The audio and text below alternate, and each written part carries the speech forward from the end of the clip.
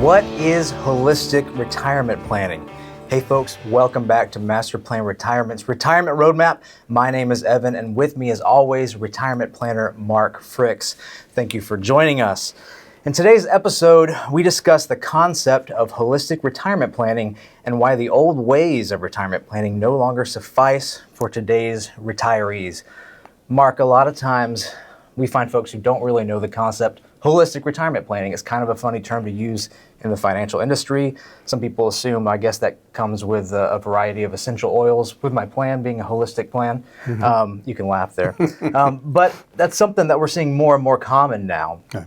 Holistic retirement planning and what that means versus the old guard, the old ways of doing things. Yeah, so my background is the old investment advisor model, which is basically you sit down and you say, we're going to invest in these 4 portfolios and we're going to buy and hold, and then in 6 months we'll meet, or in a year we'll meet, or maybe I'll give you a call and say, hey, things are weird, let's change something. And maybe you would help with a little bit of estate planning or whatever, but it was not a big picture. And so where I came from in 2008, we all remember what happened in the market. Yeah. And my background is the fact that here we would have this, let's say a widowed woman here. We're meeting with a client and she's down, let's say 35%. And we're trying to explain to her, well, you know, the market's down 50%, so we're beating the market, let's hang in there. And that's what drove me to create Master Plan, along with the other co-founders. And we want to not only have an income plan, an investment plan, but so many other things can affect it. And I think our first challenge when we started Master Plan was conveying that message, just like you said. What does that mean? What is holistic? What does that encompass? What does it include? And so that has been almost an ongoing battle, although it's getting easier because more people are understanding. Lately, I've been kind of calling it family wealth management because it has to do with not only the people we're talking to, but their children, their grandchildren. It goes much further. Wealth throws me off because not all of our clients are wealthy. Right. But they have enough to retire on, so that kind of throws me off. But it is really an entire generational plan that we put together. Yeah, absolutely. And I think one of the biggest differences, the term financial planner is thrown around in so many, and it can mean 100 different things, and we see that. Can I insert a quick little story? Yeah. So, no names mentioned, but I was close to this colleague, and he was an Allstate insurance agent. And back the 90s, I guess, Allstate decided they wanted all of their agents to get a license to sell mutual funds. So he came in and he said, guess what? I said, what? I said, I'm a financial planner now. Right. So I'm like, let's talk. Yeah. So, but yeah, it is a term that's thrown around a lot. There's really not a lot of regulations as to, if I've got a mutual fund license and I say I'm a financial planner, I'm not really jeopardizing my license. It's just, like you said, a term that's just thrown out very easily. Right, absolutely. And I think the first thing to note as far as the holistic retirement planning picture is, by holistic we mean comprehensive. And just like you said, a typical investor, the old school way of thinking of financial planning is, I'll take your money, I'll invest it, we'll build up your IRA, your Roths, whatever, and when you're ready to retire, that's how much we forecast you having. Of course, there's no guarantees in that, right? Whereas holistic is a comprehensive plan, meaning, yes, we have to look at the growth. We have to especially look at the income planning, which is not often looked at. Income planning is a massive part of your money management, and that's not often looked at for retirement planning from most financial advisors, quote, in big quotations. But it's comprehensive. So yes, we need that money management, we need that growth, we need that income plan, but then we also have tax planning, tax strategy for the next 10, 20 years beyond. We'll talk about that a little bit. We have in past episodes, estate and planning, legacy planning, just like you mentioned, is not just your generation, but what about your next generation? What kind of legacy are we building? What are we passing off? Are we doing that efficiently and well? Are we passing off a tax problem? Absolutely. And all of these 3 major areas, there are dozens of areas in between that are specific to each individual that walks in the door. And we know the reason we have to look at the plan comprehensively is because what happens? If you make a change in one area, inevitably it's going to affect something else. And all of those things have to be coordinated together. And that's where the holistic retirement planner meets you, right in the middle of those. Yeah, it's you kind of picture, as you described, 3 circles or pies, and one's money management, which is not just investing, like you said, is 6 or 8 different areas. When to turn on Social Security, how to maximize your pension if you have one. I could go on for a few minutes here. Then you move into tax planning, which probably might have the biggest effect on your money of all different things, whether it be investments or whatever. And then estate planning, but all these circles connect or overlap. Because like you said, you make a change in one, it's probably going to affect 4, 5, 6 other areas. Yeah. So it's not just as simple as saying, well, we're going to turn on Social Security at age 70 or 67 or whatever. What is the ripple effect of that? Yeah. So, yeah, absolutely. And some people think, we'll get into the individual 3 areas of the circles, but I do want to back up for a minute too, because what makes a retirement planner different than just an investor or a financial advisor is the specifics of what they do. Most of our lives in our careers, a few decades or more maybe, who knows, that's our accumulation phase. And really, we all have different needs, whether we have families or dependents, things like that. Maybe there's some other things that we have to consider. However, accumulation is pretty simple. Maybe you have some retirement accounts, maybe an employer-sponsored plan like a 401k or something. The job is to grow your money, save. Hopefully your company can match. Hopefully the market is growing. So long term it does. Long term it does, absolutely. So long term, the whole job is to grow. Once you are in that retirement planning preliminary sphere, we're starting to look at the next phase of our life. All that money that we've accumulated is going from the accumulation phase to the decumulation phase, and now we have another 30 years or more maybe, depending on when you retire. How does that money last the second half of our life? Our golden years, hopefully keep them golden. Right. One of our illustrations we used to use, don't use that much anymore, is a mountain, and on the ascending side or the climbing side, there was like 3 decisions to make. Do I participate in my 401k and how much? Do I use a Roth or traditional? Do I need life insurance and do I need disability? I mean, that's pretty simple, right? But the decumulation or the descending side of the mountain, once you've reached the peak of retirement, is, there's a dozen decisions to make or more. And, the old story is, where do most accidents, if you want to use a mountain climbing theme, right? Most climbing accidents happen on the descent. 80% of all accidents in mountain climbing happen on the descent, which, you can talk about why and why not. That's not the important part. The important part is in the retirement planning, that's where the mistakes can be made, and you don't have time to correct most of them. Yeah, timing the weather. Finding the right trail, your visibility might be different. You're also tired by that time. You're tired. Your ration's going to last. Our clients that are 75 are a little bit tired, right? Right. Well, some of them. Some of them outrun me, I'm sure. Exactly. But so that just wanted to speak a little bit to the main difference of retirement planning versus just regular investment planning. And so we did mention the 3 main areas of focus being money management, tax planning and strategy, and estate and legacy planning. And again, there are dozens of areas between those, and it's going to be different for everybody, which is what makes our job really fun and unique. Everyone brings a different story in, and so you've got a whole brand new plan with each person who walks through the door. But the first area, the first circle, money management. 2 big areas, growth and income. Right, and that's where we start when we work with a planning client in most cases is income first. Our income plan, the software we use, the illustrations we use, it's first about what income do you need and where is it coming from. So we start with Social Security and how do we maximize that, and then how we fill gaps. So that's a major part, and I've never had anybody walk into our office with an income plan. Right. They might have kind of this illustration from some software that's 30 pages long that really is meaningless. It really is.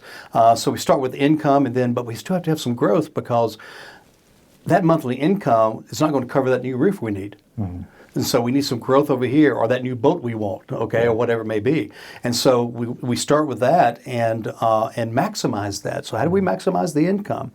What tools do we use to do that? Whether it be timing of Social Security or what other tools that can produce income. That's their only job. Yeah. Efficiency is what it's all about. And then, like you said, on the growth side, we may end up with 6 or 8 different portfolios because, again, I have people walk in, they're in their 60s, they have one big portfolio to grow. Yeah. And that's a 40-60, which means 40% stocks, 60% bonds. That's from the 80s, right? Yeah. So we divided up. We want a conservative one, a moderate one, an aggressive one, or whatever it may be, different flavors because different portfolios react in different markets. Right now, our gold and silver portfolios have doubled and tripled over the last 18 months, right? And so our clients really liking us for those recommendations, but also our stock portfolios are doing very, very well as well. As the market changes, different portfolios do differently. So that growth and income is a very important part of that money management circle. Yeah, absolutely. And I don't want to get too deep in the weeds. There have been other episodes in the past about the color of money, how different the term color of money, different types of money have different jobs. And we're being very broad in the sense of saying growth and income. But, you mentioned Social Security, and that's another point that we hear frequently. Some clients of mine said, our current financial advisor, before they came to us, we asked them, when should we take Social Security? And he basically said, I don't know, when do you want to take it? That's right. And, timing your Social Security can be crucial because, barring the discussions about what's going on with government and everything else right now, that's a whole nother ballgame, but we're very confident it's still going to exist. It might look a little bit different, but it's going to be there. We know Social Security is going to be this guaranteed check, and we also know that after a certain age, it's growing, compounded, guaranteed 8% after your full retirement age. If you can hold off a little bit and have that guaranteed check and then maybe supplement with some of that other money, again, it's different for everybody, but an individual income plan written out. What drives me crazy are the articles that come out, you should always turn on Social Security at this age or always turn it on this age. And we call that investor pornography, by the way. But because it's just junk. It's meaningless. They're just trying to capture a big audience. Every situation, I've got some people, it's best to turn it on at 68 and a half or whatever it may be. We have great software, but that's not the final piece of the puzzle. The final piece is our experience and their situation, and how do we marry all that together to make their Social Security as efficient as possible. We even have the life expectancy discussion, right? What's your health? What's your family history? Because if you have a shorter family history or maybe you have some health issues, you might want to turn it on earlier, regardless of the growth of it. So many factors come into that. It's almost a planning session in itself. Yeah. And I don't want to harp too much more on the money management since we have some other stuff to talk about. But another really key factor on that income planning is knowing whether or not you have an income gap at some point in your retirement. Basically, you might have your guaranteed income in retirement, Social Security. Maybe you're blessed enough to have a pension in today's world, maybe some other part-time income or whatever. But eventually, that level of need, what's coming in, and versus your level of need, with the cost of living increase, your level of need is eventually going to for many people, is going to outpace what's coming in the door. We know cost of living adjustments on most pensions and Social Security even don't keep up with the actual rate of inflation. It's half the rate of inflation in almost every case. Many pensions don't go up at all. So you've got that flat rate, and then you can just see the income gap getting bigger and bigger every year. And imagine having to take $15,000, $20,000 out of the stock market to add to your income, and the stock market's down all of a sudden 25%. The average bear market is a negative 35%. That happens every 5 years on average. And so in retirement, you have to treat that money totally different than when you're working. Because when you're working, bear markets don't matter as much because you're putting money in at a cheaper rate. But when you're retired, you can't afford to lose half your money because you supplemented your income with a volatile stock market account. Right. So income and growth, we don't want to outlive our money. Long life sounds good unless you outlive your money, right? The second circle would be tax planning. And we've said this before, tax strategy is different from tax reporting, like a CPA would do. Their reporting history, what happened this year. We're looking ahead, next 10, 20 plus years in retirement. How can we create a tax strategy to take more power out of the IRS's hands, not be as beholden to what's going on with our current tax rates, and have a little bit more tax-free income, hopefully, stretch our money and the efficiency of our dollar a little bit more. Well, I think the whole story starts with the fact that we have a sincere belief that taxes will be greater or higher in the future. If you run the numbers and you just say, I've got this much money in an IRA, and if I use it for a lifetime versus converting it to a Roth and paying taxes and use it for a lifetime, you come out even. But that's with no tax increases. So if you believe taxes are not going to go up in the future, don't worry about a whole lot of tax planning, okay? But again, we don't know. We have a firm belief taxes will be higher. 38 trillion plus in debt. We've got Social Security in trouble. We've got Medicare in trouble. And we have a political environment where to get elected, a lot of people are promising a whole lot of gifts, right, to get elected. And so a lot of money going out the door, and now we want to increase military spending as well. And so we firmly believe, and guess who pays most of the tax? The middle class. So you've got this situation where most people we work with, we firmly believe will be in a higher tax bracket in retirement. And so I like what you said as far as taking the power out of the IRS. The IRS, when you take money out of a traditional IRA, 401k, or whatever, you're paying taxes as you go all the way through the future. And so if the taxes go up by 10%, you have to take 10% more out. But if it's in some type of tax-free environment, taxes could be 90% like they were back in the late 40s, early 50s. That was the top bracket, 90%. Actually, 94%, I believe, was the very top bracket. Then you'll run out of money. Right. And so very important to at least diversify your tax situation. And that's the most important term, I think, is tax diversification. Just like diversity of investments, you have to look at the tax picture as well. Yeah, we've got some non-qualified capital gains rate taxes. Most of our retirees have the majority of their money in tax-deferred accounts, 401ks, IRAs, meaning that's the highest, basically, account that you can be taxed, the highest rate. When it grows tax-free, and you get a deduction when you put it in, it grows tax-free. But when you're in your retirement, when you take it out, you're taxed at whatever level that you were at. And again, we don't know what those brackets are going to be, or what other taxes are going to be increased. I mean, we see cost of living is really difficult right now. Food, energy right now is really high. You compound some of those things and then put it in a high tax environment, what's ending up in your pocket is pretty low. So yes, if we can move more of that, have a strategy of moving more of our money to tax-free, and we have some clients who are really aggressive on that, trying to get as much as possible. But we don't necessarily think that that's necessary for everybody, but a good diversity of tax qualified accounts. Well, there's also the problem with required minimum distributions. Yep. Oh, I don't need my IRA, Mark. We're good with all this other money, and I got some Roth money. You're forced between the ages of 73 and 75 to take money out, and every year it's a greater amount. By the time you're in your 80s, you have to take out 12, 15% of that IRA. Add that to your other income. Now, what's your tax bracket, right? Yeah. So it's a big, it's a pretty big deal. Yeah. So well, and this moves to a third circle, estate and legacy planning. And like I said earlier, these circles can affect each other. And what you do now for your tax planning can affect the next generation. If your heirs inherit an IRA, they're going to pay taxes on those withdrawals. If they inherit a Roth, which is tax-free when it comes out, it's going to come out tax-free in their 10 years that they have to get it out. So estate and legacy planning is for you, end of life, control now, but also for the next generation, making sure that control is there, making sure things pass well. The biggest thing to remember, though, is estate planning, documents are not an estate plan. Right. Everything has to work together, make sure that they coincide and exist in the same plan. Yeah, you can have the greatest will, the most expensive will. You can have a beautiful living trust. You can have all the right documents, but if they don't interconnect with your accounts, with the titling of your accounts, the beneficiaries of your accounts, and then review it every 2 or 3 years as well. We, in part of our annual reviews every 2 or 3 years, is to go back and say what changes have occurred, not only in our clients' lives, but in laws, tax laws. I know in many states recently over the last 5 years, healthcare directives have changed. Financial powers of attorney. Financial powers of attorney have changed, and so if your documents haven't been updated, there's a chance they may not work very well. Yeah. And so it's just all those pieces coming together. And again, if you just go to an attorney and say, "I want a will," they'll give you a will.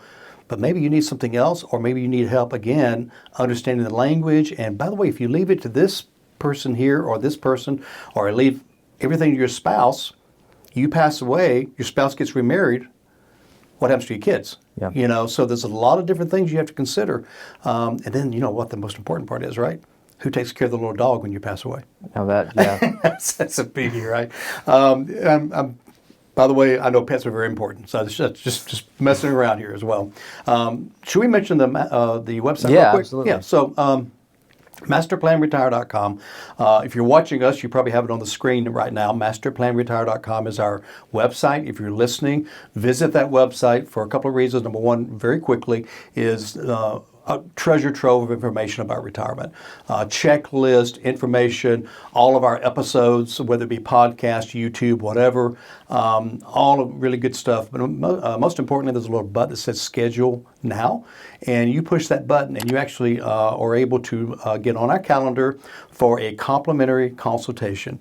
It's a chance, like Evan says, 30 minutes of talking about your dreams, your goals, your fears, your worries, what is my retirement picture going to look like? And then if you want to take the next step, still complimentary, we'll run a series of 7 to 8 reports to see where you are. And maybe the fears are not necessary. Or maybe there's some fears you should be having that you didn't realize. And we'll reveal those to you. So masterplanretire.com or 770-980-9262. You know, we could fill your ears with horror stories and gotchas and all these other things.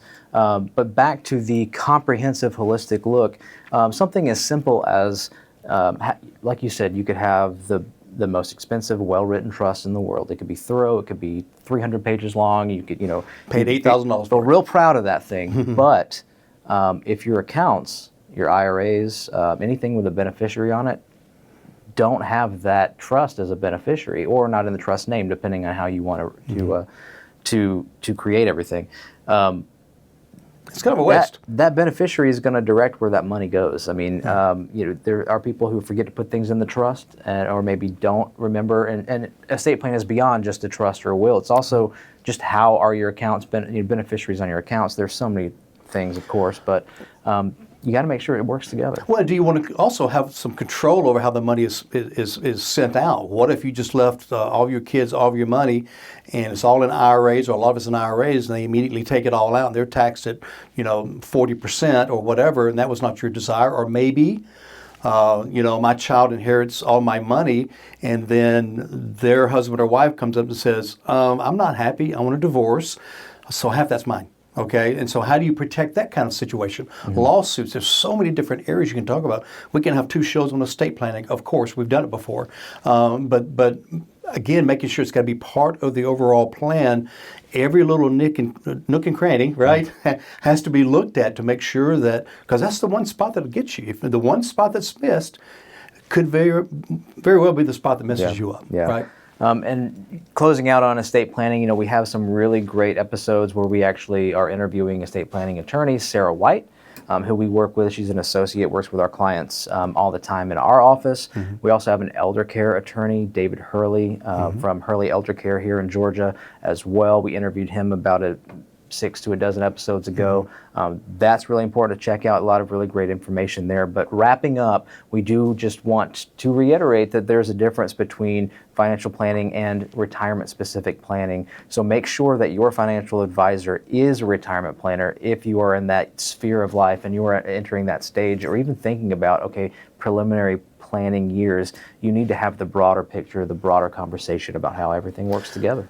And if you work with somebody like us that is holistic, comprehensive, then these attorneys we mentioned and tax attorneys and CPAs, they're all part of our team. So if you come through us, you kind of get the whole conglomerate of all these pieces, because again, they've got to be communicating. So if you go and get an attorney to write your will and you go somewhere else to do your planning, there could be a disconnect. But anyway, we are out of time. We're glad you joined us. So until we see each other again, remember, plan well and prosper.